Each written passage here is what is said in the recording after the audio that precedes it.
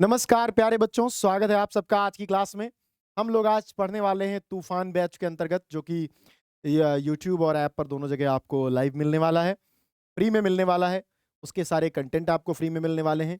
उसी के अंतर्गत आज हमारा चैप्टर है प्रभु जी तुम चंदन हम पानी। काव्य खंड का है, कक्षा 9 के विद्यार्थियों के लिए है।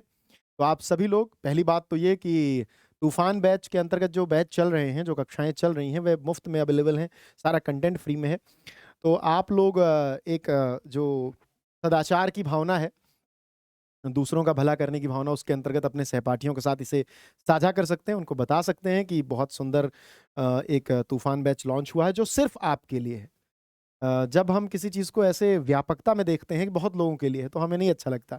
जब कोई स्पेसिफिक हमारे लिए कोई चीज़ होती है ना, तो वो बहुत प्यारी होती है। तो अच्छा है कि आपके लिए ये तूफान बैच है और आपको ही इसको शेयर करना है। आप ही इसके ब्रांड एम्बेसडर हैं, तो आप सभी लोग इसको आगे बढ़ाएंगे, सबको बताएंगे। साथ ही जो साथी यूट्यूब पर देख रहे हैं, वो सेशन को शेयर करेंगे और सभी तक पहुंचाएंगे। पूरे उत्तर प्रदेश के जितने भी कक्षा 9 के विद्यार्थी हैं, सब तक पहुंचना चाहिए। रैदास जी ने लिखा है, पाठ छोटा है, हम लोग संक्षिप्त में पाठ को पढ़ेंगे और हम विस्तार में व्याख्या देखेंगे, क्योंकि हमें व्याख्या ही लिखना है। मैं आपको बताऊंगा कि व्याख्या कैसे लिखनी है और आप उसको अपने परीक्षा प्रणाली में इस्तेमाल करके अच्छे अंक प्राप्त करेंगे। तो आइए शुरू करते हैं। Priyanshi, Rudrakshi, good afternoon, good evening, सब जुड़ चुके हैं। कक्षा 9 काव्य खंड, यूपी बोर्ड, विषय हिंदी। प्रभु जी तुम चंदन हम पानी। व्याख्या देखेंगे। संत रैदास ने लिखा है, जीवन परिचय देखेंगे और व्याख्या कैसे लिखना है ये भी देखेंगे। मैं यानी ऋषि सर आपको पढ़ा रहे हैं इस चैप्टर को।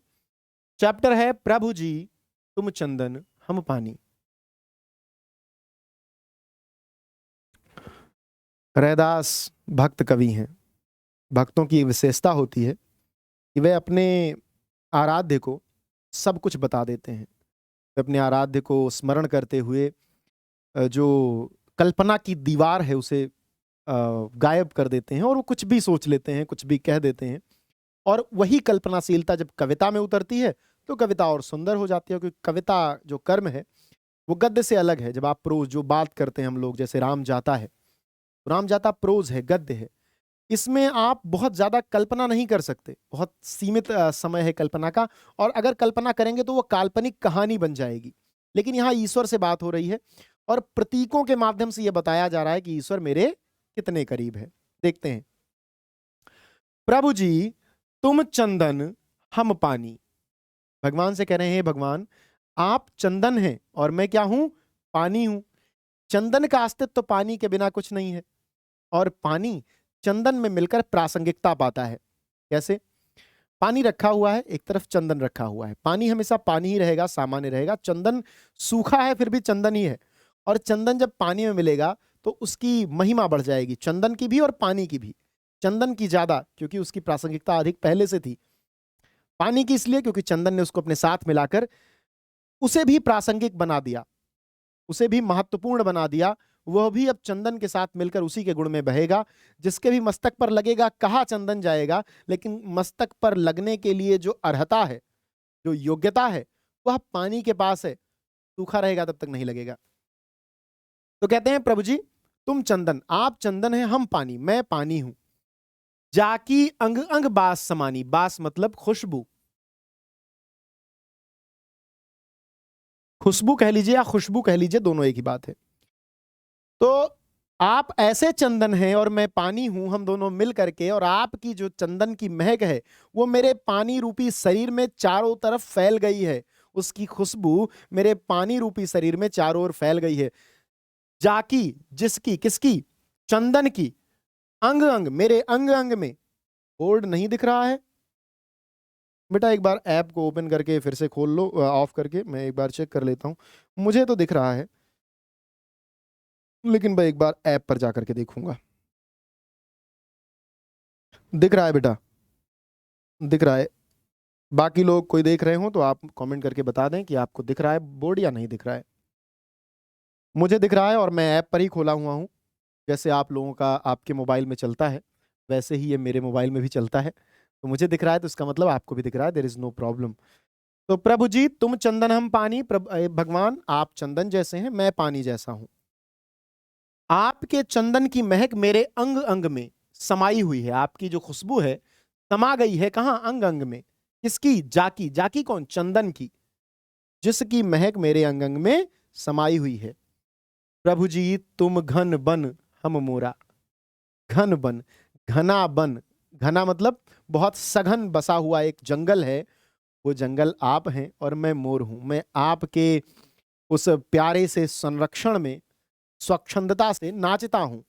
प्रभु जी तुम घन बन हम मोरा, जैसे चितवत चंद चकोरा। और मैं ऐसे ही आपके प्रेम में हूं जैसे चितवत, देखना। चंद, चंद्रमा को कौन देखता है? चकोर। जैसे चंद्रमा चकोर को देखता है वैसे ही मैं आपके प्रेम में अभिभूत होकर आपको देखता हूं। मेरा नाम राकेश कुमार है। नहीं नहीं, मेरा नाम ऋषि है।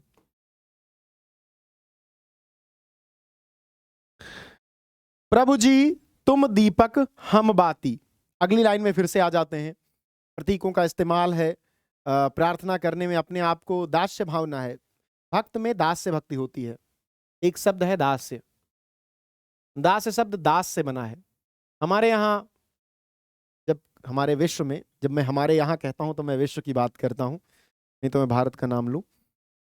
विश्व में एक व्यक्ति पैदा हुए, कार्ल मार्क्स, और उन्होंने दास को बहुत निचले स्तर पर पहुंचा दिया। दास शब्द को, दास कैपिटल जैसी किताबें और बहुत सी कुछ और हैं।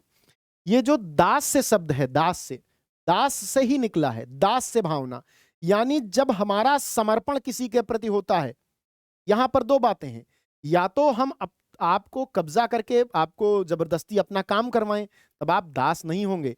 दास का अर्थ जो भारतीय सनातन सभ्यता देती है वह यह देती है कि जब एक भक्त भगवान के चरणों में अपना पूर्ण समर्पण कर दे। स्वतंत्रता किसके पास है? यहां पर भगवान के पास है। उस भक्त के पास है, भगवान के पास नहीं है। भक्त समर्पण कर रहा है, वो चाहे तो किसी और के यहाँ समर्पण कर दे, लेकिन कर रहा है, तो वो दास से भक्ति होती है, दास से भावना की भक्ति। और इसी दास से भक्ति के का जो एक प्रतिबिंब है वो इस कविता में दिखता है। प्रभु जी तुम दीपक हम बाती। हे भगवान आप दीपक जैसे हैं। दस्यु शब्द, दस्यु मतलब डाकू होता है, दस्यु शब्द दास से अलग है।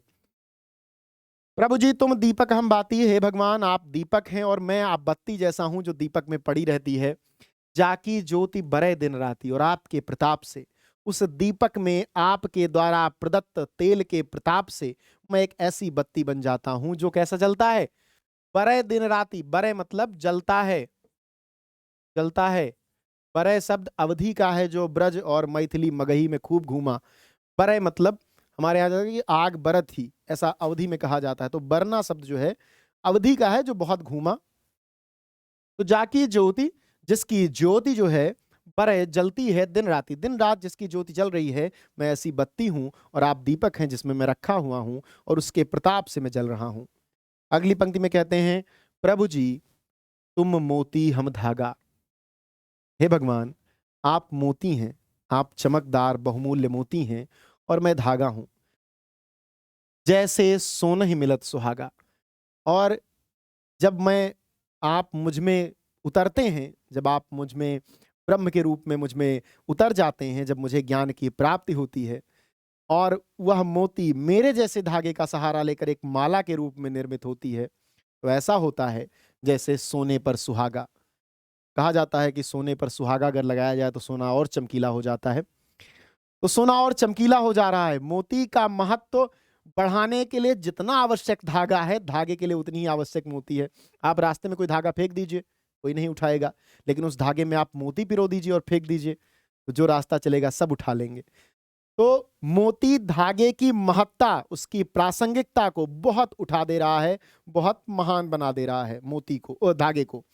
और धागा, धागा मोती को अपनी विशेषता, अपने सौंदर्य को बढ़ाने के लिए इस्तेमाल कर रहा है।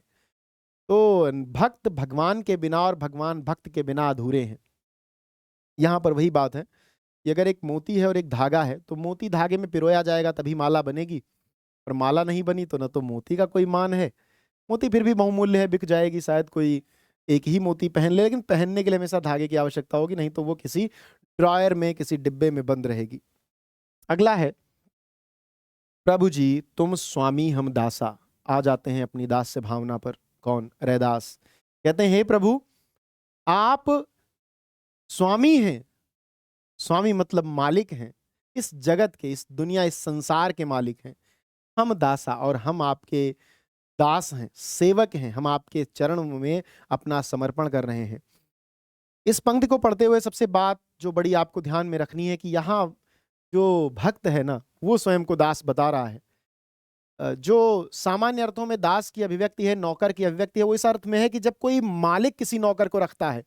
यहाँ नौकर, यहाँ दास स्वयं मालिक के प्रति अपने समर्पण को प्रदर्शित कर रहा है। दास पर कोई बंधन नहीं है, वो स्वतंत्र है, स्वच्छंद है, लेकिन वह ईश्वर को अपना मालिक मान रहा है, इस जगत का, इस संसार का सृष्टिकर्ता मान रहा है और अपना समर्पण कर रहा है। ऐसी भक्ति करे रैदासा। और रैदास जी कहते हैं कि मैं ऐसी ही भक्ति करना चाहता हूं, यानी मैं दास से भावना की भक्ति करता हूं। ईश्वर के चरणों में पढ़ने के लिए सुबह का वक्त अच्छा है या रात का? बेटा 4 बजे सुबह उठो और पढ़ो। जीवन में जब भी पढ़ने के लिए विचार करना हो कि कब पढ़ना उचित है, तो सुबह ब्रह्म मुहूर्त में 4 बजे उठिए, बढ़िया एक ब्लैक कॉफी पीजिए, नींद गायब, और फिर पढ़ने बैठ जाइए। और यदि पढ़ना है तो उसके लिए कोई समय निर्धारित नहीं है। लोग तो ट्रेन में चलते हुए, प्लेन में उड़ते हुए, बस में घूमते हुए पढ़ लेते हैं। तो पढ़ने का कोई समय नहीं है, लेकिन यदि आपके पास इतनी सुविधा है कि आप समय का चयन कर सकते हैं, तो फिर सुबह के समय का चयन किया जाना चाहिए। यहाँ भी कोई बंधन नहीं है।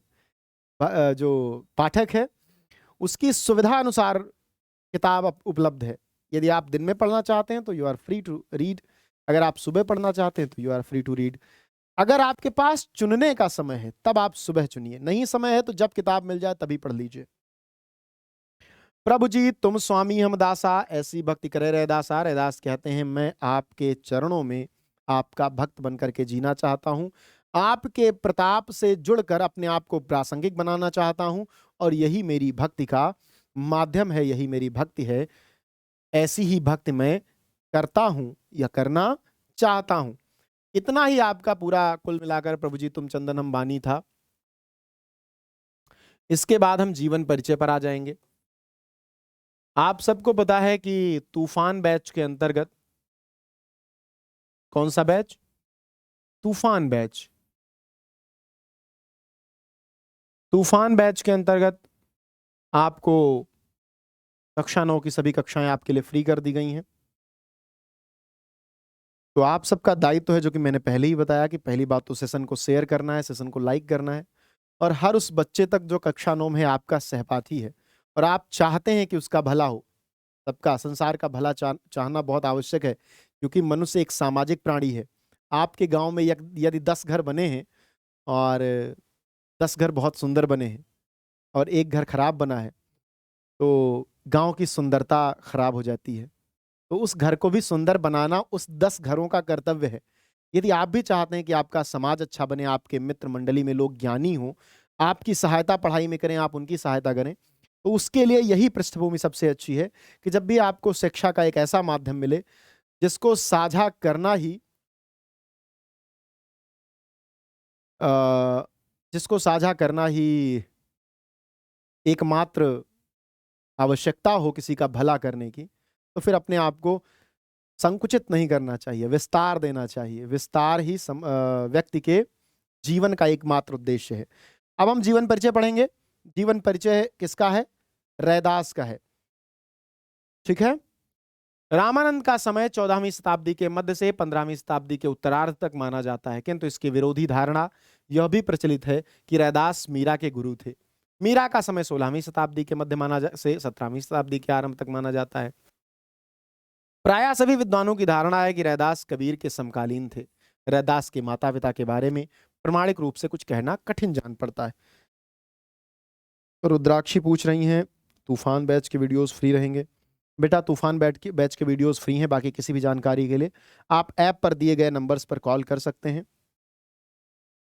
मुझे लग रहा है वाईटी पर क्लास, हाँ बिल्कुल बेटा, यूट्यूब पर क्लास नहीं चल रही। यूट्यूब पर आपकी क्लास कल चलेगी, और यानी आज की क्लास आपकी अभी ऐप पर चल रही है। जिन्हें ऐप पर देखना हो वो ऐप पर आ जाएं, और यूट्यूब पर भी क्लास चलेगी, बिल्कुल यही क्लास चलेगी यूट्यूब पर। अभी कुछ दिन का, जैसे मंडे को मेरी क्लास होती है, तो आज संडे है तो आज मैं क्लास ले रहा हूं, तो ये क्लास कल चलेगी। रविदास के जन्म के संदर्भ में विद्वानों की आम राय यह है कि रविदास स्वामी रामानंद के 12 शिष्यों में से एक थे। उनका नाम रैदास प्रचलित है। उनका जन्म काशी में मड़ुआडीह ग्राम में संवत 1471 में माघी पूर्णिमा को रविवार के दिन हुआ था।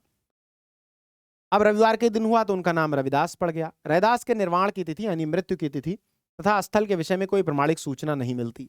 चित्तौड़ के रविदासी भक्तों का कथन है कि चित्तौड़ में एक कुंभन श्याम के मंदिर के निकट जो रविदास की छतरी बनी हुई है, वहीं उनके निर्वाण का स्थल है। उस छतरी में रैदास जी के निर्वाण के स्मृति स्वरूप रैदास जी के चरण चिन्ह भी बने हुए हैं। रैदास रामायण एक किताब है। इसके रचयिता ने लिखा है कि रैदास गंगा तट पर तपस्या करते हुए जीवन मुक्त हुए। दोनों ही विचारधारा वाले लोग रैदास का सदेह, शरीर के साथ, सदेह मतलब शरीर के साथ गुप्त होना मानते हैं। श्रद्धालु भक्त पुरुषों का सदेह गुप्त होना ही मान सकते हैं, किंतु इस सदेह गुप्त होने से एक संशय उत्पन्न होता है। जो भक्त हैं वह तो कुछ भी मान लेते हैं। अभी आप लोग क्लास पर फोकस करें, क्या कैसे चलेगा इस पर आपका ध्यान नहीं होना चाहिए। आपको क्लास अभी अवेलेबल है, आप क्लास करें। वस्तुतः रैदास जी अचानक किसी स्थल पर अनायास स्वर्गवासी हो गए होंगे और भक्तों को ज्ञात नहीं हो सका होगा, इसलिए उनके विषय में श्रद्धापूर्वक सदेह गुप्त होने की बात चल पड़ी है। रैदास के मृत्यु स्थल का किसी को भी पता नहीं है। रविदासी संप्रदाय था भक्तों में रैदास की निर्माण तिथि चैत बदी चतुर्दशी मानी जाती है। किसी अन्य प्रमाण के अभाव में हम भी इसी तिथि को रैदास की निर्माण तिथि मान सकते हैं। जहां तक रैदास के निर्माण के वर्ष का प्रश्न है, कुछ विद्वानों ने रैदास की मृत्यु वर्ष संवत 1997 माना है। मेरा स्मृति ग्रंथ में उनकी मृत्यु वर्ष संवत 1976 माना गया है। हाँ, यह बात अवश्य है कि रैदास के निर्माण के संबंध में इन वर्षों को मानने वाले श्रद्धालु भक्तों ने उनकी आयु 130 वर्ष मानकर उनको कबीर से ज्यादा श्रेष्ठ या ज्येष्ठ सिद्ध करने की चेष्टा अवश्य की है। हाँ, देह माने शरीर और सदेह माने शरीर के साथ। तो इनके जो भक्त हैं उन्होंने सोचा कि कबीरदास 120 साल जिए थे, तो मैं 130 कहूंगा, जिससे ये कबीर से बड़े माने जाएंगे। ठीक है, तो ये इनका जीवन परिचय है जो कि बहुत महत्वपूर्ण नहीं है। आप इसको चाहें तो पढ़ लें। रीजन क्या है कि ये बहुत सटल नहीं है, बहुत मतलब सामान्य जीवन परिचय नहीं है। देखिए, आपको यहाँ इसमें कहीं भी मृत्यु की तिथि नहीं मिली, कहीं भी जन्म की तिथि नहीं मिली, सब मान्यता पर चल रहा है। तो ऐसे जीवन परिचय को पेपर जल्दी पूछता नहीं है। रैदास से संबंधित रचनाएं तो बहुत कम रचनाएं मिलती हैं, बहुत से लोगों ने संपादित की हैं। क्या क्या रचनाएं हैं? आदि ग्रंथ में उपलब्ध रैदास की वाणी, वेलेडियर प्रेस, संत रैदास और उनका काव्य, संपादक रामानंद शास्त्री तथा वीरेंद्र पांडे, संत सुधारस, संपादक वियोगी हरि, संत काव्य, संपादक परशुराम चतुर्वेदी, संत रैदास व्यक्तित्व एवं कृतित्व, संगमलाल पांडे, संत रैदास किताब लिखी है डॉक्टर जोगिंदर सिंह, रैदास दर्शन, संपादक आचार्य पृथ्वी सिंह आजाद, संत रविदास श्री रत्नचंद्र ने इसको संपादित किया है, संत रविदास विचारक और कवि डॉक्टर पद्म गुरुचरण सिंह, संत गुरु रविदास वाणी डॉक्टर वेणी प्रसाद शर्मा। अब यहां पर हम एक बात ये कह सकते हैं कि रविदास की बहुत सी रचनाएं हमें बहुत व्यवस्थित रूप से नहीं मिलती हैं, लेकिन लोगों ने अपने शोध के दौरान जो रचनाएं पाई उनके आधार पर उनकी किताबें कुछ प्रकाशित हुई और वहां से उनके जीवन के बारे में, उनके ज्ञान के बारे में कुछ प्रकाश पड़ता है। वो सारी रचनाएं ये हैं। इनको याद करने की आवश्यकता नहीं है, जानना आवश्यक था, क्योंकि कक्षा में एज अ कवि इनका इंट्रोडक्शन होता है, तो हमें पढ़ना है, लेकिन परीक्षा के लिए बहुत महत्वपूर्ण नहीं है। ठीक है, तो आप सभी लोग जीवन परिचय समझ गए? सभी लोग बताएं।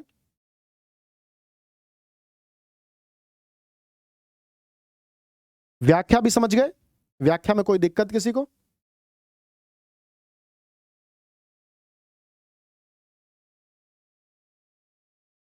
ठीक है, अब हम आगे बढ़ते हैं। पेपर में कैसे प्रश्न पूछे जाएंगे इस पर बात कर लेते हैं। प्रभु जी तुम चंदन हम पानी से लेकर चंद चकोरा तक। अब देख लीजिए चंद चकोरा तक कहां तक है। प्रभु जी तुम चंदन हम पानी से लेकर के चंद चकोरा तक, यहां 2 लाइन की व्याख्या आ जाएगी। इस व्याख्या को आपको करना होगा। अब इस व्याख्या में क्या करना होगा वो मैं आपको बता देता हूं। तो पहले तो मैंने कठिन शब्दों का अर्थ लिख दिया है कि प्रभु जी मतलब ईश्वर, बास माने महक, समानी मतलब समाया हुआ है, घन माने बादल, मोरा माने मयूर, चकोर माने चातक, पपीहा माने वही चातक और पपीहा एक ही चीज है, चितौत माने देखता है। घन बन, यहां पर शब्द है घन बन। तो घन माने तो बादल होता है, लेकिन घन बन मतलब घना जंगल। केवल घन माने बादल, घन श्याम एक शब्द है। घन श्याम, बादल की जैसी श्यामलता है जिसकी, कृष्ण की है। तो पहले तो आपको इसका संदर्भ लिखना होगा। प्रस्तुत पद्यांश हमारी पाठ्य पुस्तक हिंदी के काव्यखंड के प्रभु जी तुम चंदन हम पानी नामक शीर्षक से उद्धृत है। प्रसंग, प्रस्तुत पद में कवि की अनन्य भक्ति प्रदर्शित हुई है। कैसी भक्ति? अनन्य भक्ति। व्याख्या, संत रैदास जी कहते हैं कि मेरे मन में राम नाम की जो रट लगी है, अब वह नहीं छूट सकती। हे प्रभु जी, आप चंदन है और मैं पानी, जिसकी सुगंध मेरे अंग अंग में समा गई है। प्रभु जी, आप इस उपवन के वैभव हैं और मैं मोर हूं। मेरी दृष्टि आपके ऊपर लगी हुई है, जैसे चकोर चंद्रमा की तरफ देखता रहता है, उसी प्रकार मेरा मन भी सदैव आपके ऊपर लगा रहता है। आपसे पृथक रहकर मेरा कोई अस्तित्व नहीं है। ठीक है, तो ये व्याख्या है। व्याख्या जो मैंने बताई थी वही व्याख्या ऐसी ही करनी है। दूसरी व्याख्या देख लेते हैं, एक और व्याख्या देख लेते हैं जिससे क्लियरिटी और बन जाए। प्रभु जी तुम दीपक हम बाती से लेकर जैसे सोना मिलत सुहागा, यहां तक।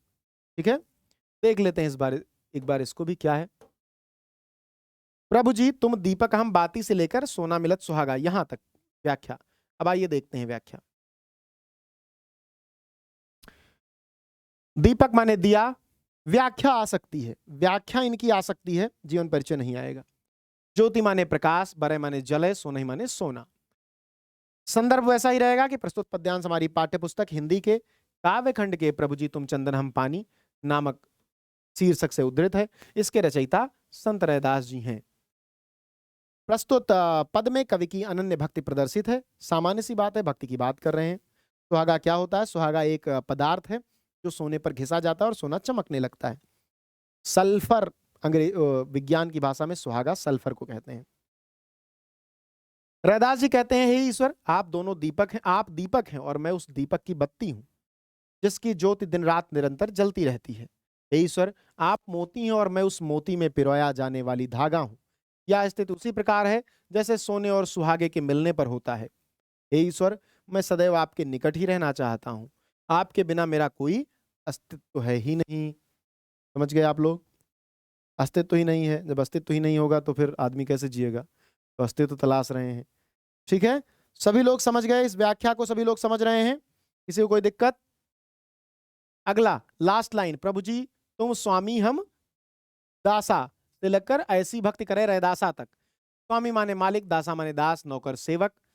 संदर्भ वही रहेगा। प्रस्तुत पद्यांश हमारी पाठ्य पुस्तक हिंदी के काव्यखंड के प्रभु जी तुम चंदन हम पानी नामक शीर्षक से उद्धृत है। इसके रचयिता संत रैदास जी हैं।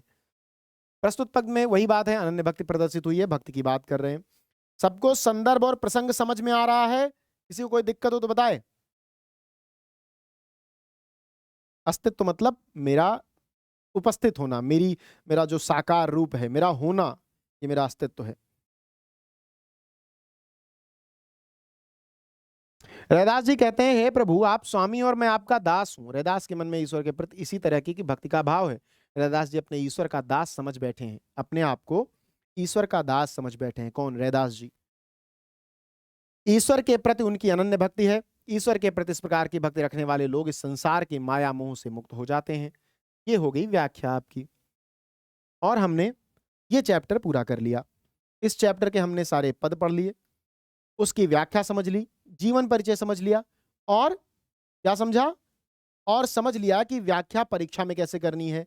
गद्यांश की केवल जीवन परिचय और व्याख्या आती है, प्रश्न कोई आता नहीं उसमें। प्रश्न जो भी आता है वो छंद और रस से आता है, जो कि आपको बता ही दिया गया है और पता चल गया है। ठीक है, तो अब हम अगले सेशन में अगली क्लास करेंगे, अगला चैप्टर पढ़ेंगे। रैदास वाला चैप्टर हमारा यहीं खत्म होता है। आप सभी लोग, जो आप सबको पता है कि तूफान बैच बिल्कुल फ्री है, तो आप अपने सभी सहपाठियों को ऐप डाउनलोड करने के बारे में बताएं। साथ ही यह भी बताएं कि इस सेशन को ज़्यादा से ज़्यादा शेयर करके, यूट्यूब के सेशन को, जो कि यूट्यूब पे क्लास चलने वाली है या चलती है, तूफान बैच की ऐप और यूट्यूब पर दोनों एक ही क्लास चलती है, तो दोनों को शेयर करके आप अपने कक्षा 9 के सहपाठियों का भला कर सकते हैं, उनके भविष्य निर्माण में अपना योगदान दे सकते हैं। और यकीन मानिए, किसी की सहायता करना मानव मात्र का सबसे बड़ा धर्म होना चाहिए, और सबसे ज्यादा प्रसन्नता इसी में मिलती है। तो मिलते हैं नेक्स्ट क्लास में। आप सभी लोग पढ़ते रहिए, मेहनत करते रहिए, परीक्षाएं बहुत नजदीक हैं। तो इस पर नहीं विचार करना है कि कौन सा टाइम उचित है, इस पर विचार करना है कि कितना पढ़ा जाना चाहिए, फिर क्यों ना पूरी रात पढ़ना पड़े। मिलते हैं नेक्स्ट सेशन में। बहुत बहुत धन्यवाद।